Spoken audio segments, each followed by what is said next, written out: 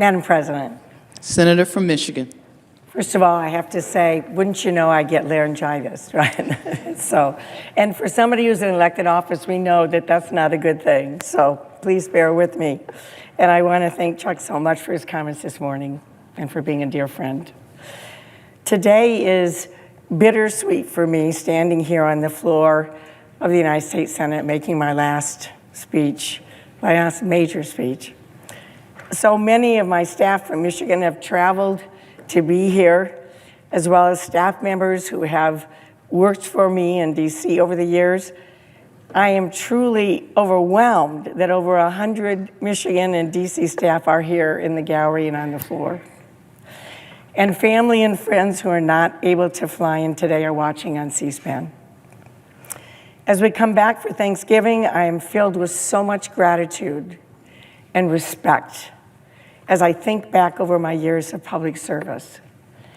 And I'm thinking about the incredible number of people who have supported me and contributed in so many ways to my success.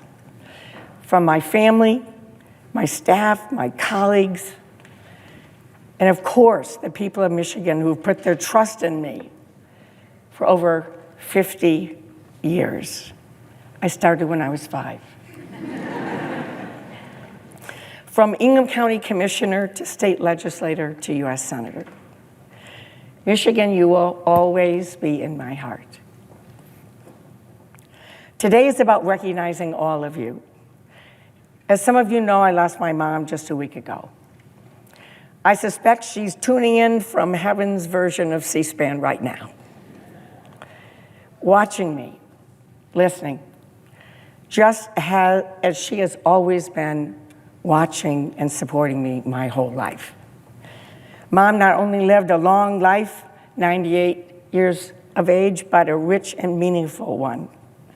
Her hard work, her kindness, her strength, and her loyalty were a true gift to me, to my brothers, my children, my whole family.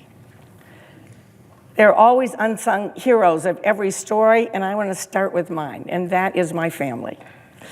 My son Todd, my daughter Michelle, my daughter-in-law Sarah, my son-in-law Scott, and my 5 incredibly talented and amazing grandchildren. They are the most talented grandchildren we've ever seen.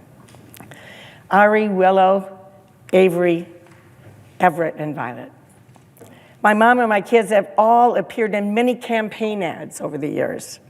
Even my brothers, Len and Lee, starred in an acclaimed closing ad that caused me to beat an incumbent Republican to first be elected to the United States House. When my kids were young, they too broke down barriers. Todd was born when I was a county commissioner. Michelle was born when I was a state representative. It was a first in Michigan for a legislator to be pregnant and have a baby while in office. I remember a very pregnant me opening baby shower gifts in one of our state house committee rooms. Most of my male colleagues didn't know what to buy for a baby shower, so I got a lot of stuffed animals. My family members have marched in countless parades, attended thousands of events with me, and planned birthday parties and holidays around the legislative calendar. They've sacrificed their time and in many cases their personal privacy, and through thick and thin have always been there for me, and I am incredibly grateful. And I love you all so much. My family story has inspired my work as an elected official. I grew up in Clare, Michigan, where my mom was director of nursing at our small rural hospital. This sparked my lifelong interest in healthcare. As a 24-year-old grad student at Michigan State University, I led an effort to save Ingham County's medical care facility from closure. It was the only nursing home that served low-income seniors at the time. I'd never been involved in politics before, but I knew it was wrong to close that facility. We stopped the Ingham County Board of Commissioners from closing this critical service. And I was encouraged to run for county commission because I lived in the district of the commissioner who tried to close the nursing home. I ran against him. He called me that young broad, and the young broad beat him. And as they say, the rest is history. Healthcare remained a top priority for me from those early days to today. Today, I'm proud and grateful that more people in America have access to home health care, to hospice services, and lower prescription drug prices, in part because of my work. Medicare and Medicaid and community health centers provide stronger foundations for care for millions of Americans. I was a new member of the Senate Finance Committee when President Obama made healthcare reform his top priority. I was excited to be involved in every part of passing the Affordable Care Act, making sure that maternity care and mental health services and addiction treatment were all part of the new law. I spent a tremendous amount of time focused on the affordability of the new healthcare system and was successful in bringing down the amount that individuals would have to pay for coverage. I considered it a badge of honor during the final vote in committee when then Chairman Baucus turned to me and said, "Here we have Senator Affordability." My first viral moment as an elected official on social media happened during the debate on the Affordable Care Act. And my great friend Amy Klobuchar has often told this story. When Senator Kyle from Arizona argued against including maternity care as basic coverage by stating that he did not need maternity care, I told him, "Yes, but I bet your mom did." The public outcry that happened after that ensured to this day that maternity care is part of the Affordable Care Act. There has been no healthcare issue more profoundly influenced by my own family's life and experience than the issue of mental health. My father had a bipolar disorder that went undiagnosed for many years, like so many people. Our lives were changed when the drug lithium became available, and my dad had the support he needed to manage his disease and move forward with his life. I saw what happened when someone did not get the help they needed, and I saw what happened when they did.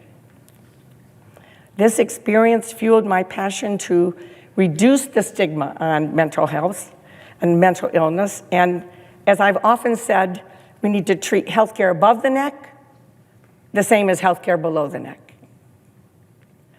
I worked on this issue in the early days of my career chairing the Mental Health Committee in the Michigan House of Representatives. Later, I was honored to team up with Senator Roy Blunt for a 10-year effort to transform how we fund mental health and addiction services.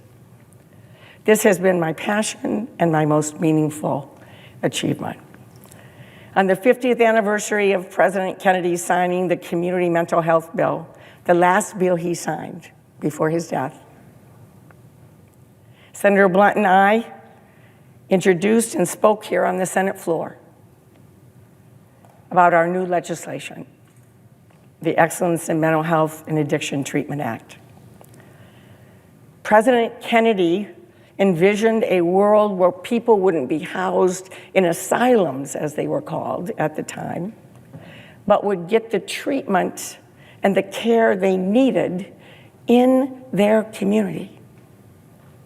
The first part of his vision was implemented over the past 50 years. Mental hospitals closed.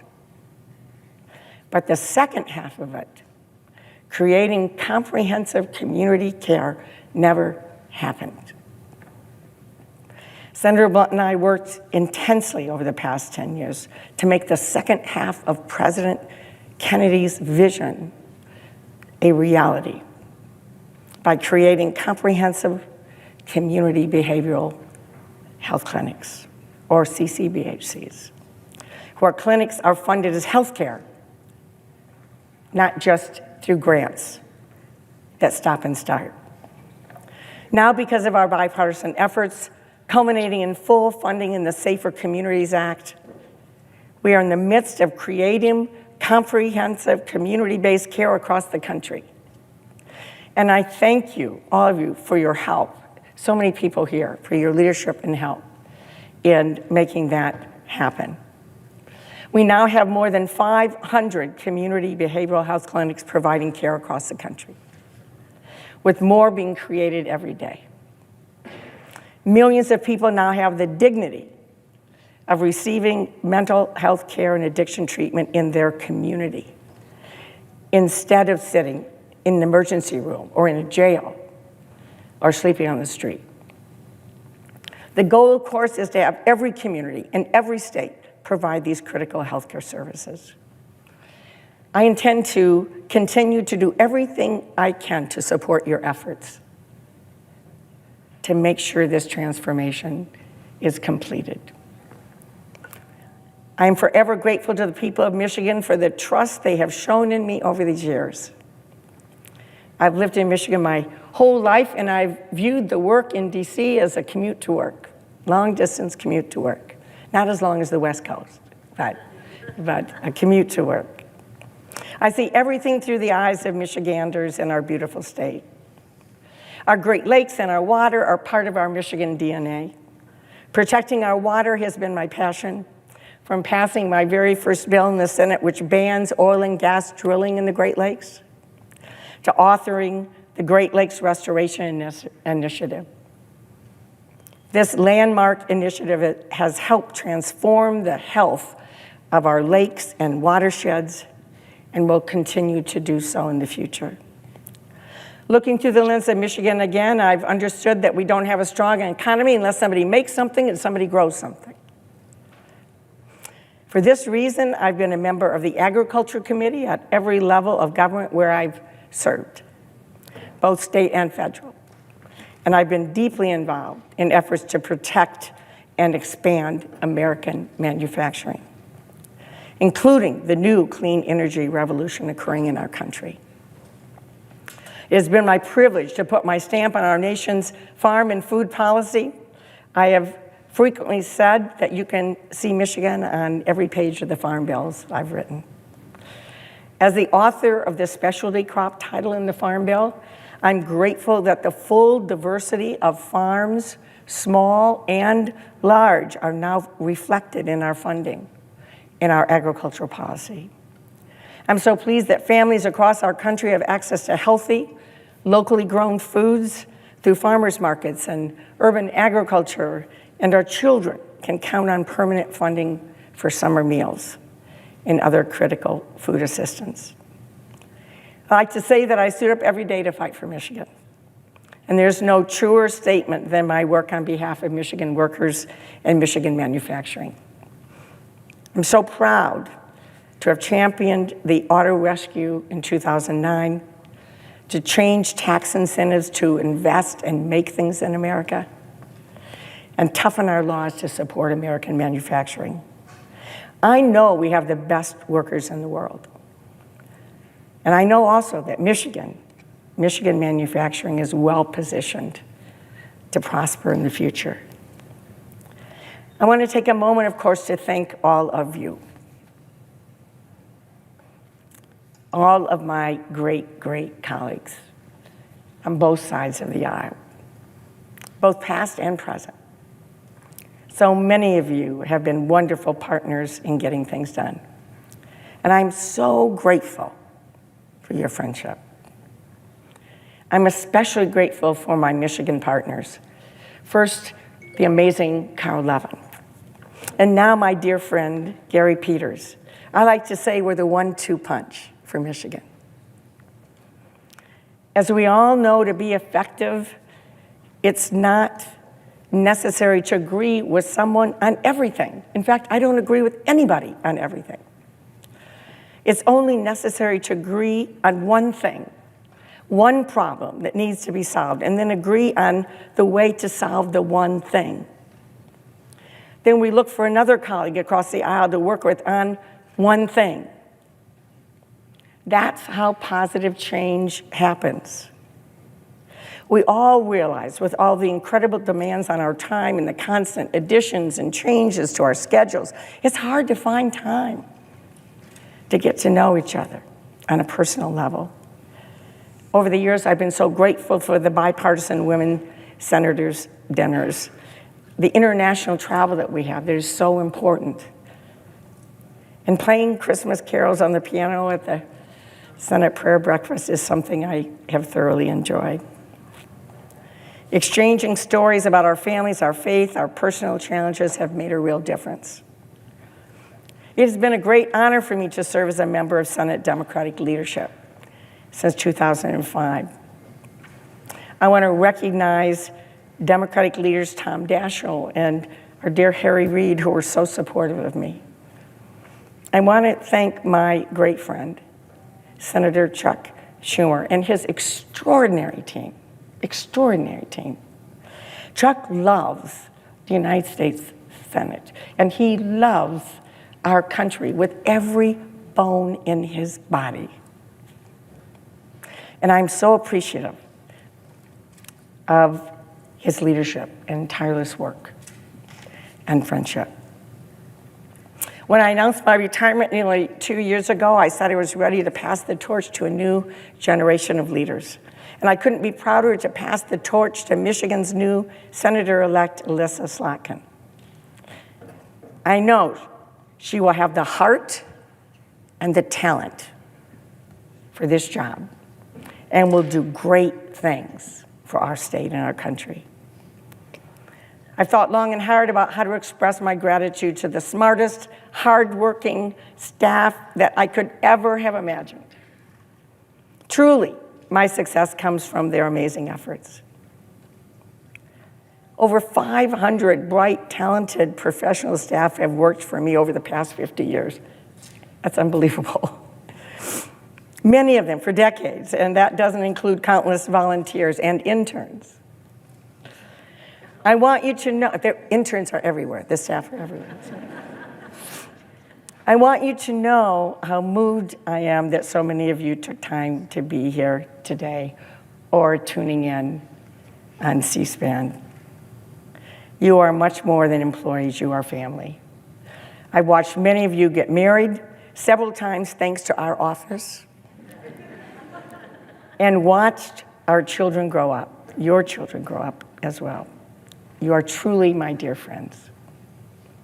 You have raised the bar for the kind of service the people of Michigan should expect from their elected officials. You have been there for me personally through the best of times and through the rough patches as well. You have cared and persisted, and together we have achieved so much, whether it's policy changes or helping literally millions of Michiganders cut through the bureaucracy and solve a personal problem. I salute each and every one of you, and I thank you for your service to Michigan and our nation. I'm passing the torch to you because I know you will continue to care about people and public service and do great things. I could not have done this without you. As I close, I want to acknowledge the important moment that we are in as a country. We all know there's great division, promoted by so many who want to gain their own power at America's expense. Yet we have so much in common. We all love our children and want the same things for them to be successful. We all want safe communities and a chance to be rewarded for our hard work. We can heal the divide and work together if we just look for that one thing that we can agree on to make our lives better and get it done. And then we can look again for that one thing. If we don't let the haters divide us, we can rebuild trust with one another and be the America we want to be. This is my hope and my prayer for all of us. As I begin this next chapter in my life, my heart is truly filled with gratitude. To my family, my colleagues, my staff, to the great people of Michigan. Thank you one and all from the bottom of my heart. It's been an honor to serve you. Thank you.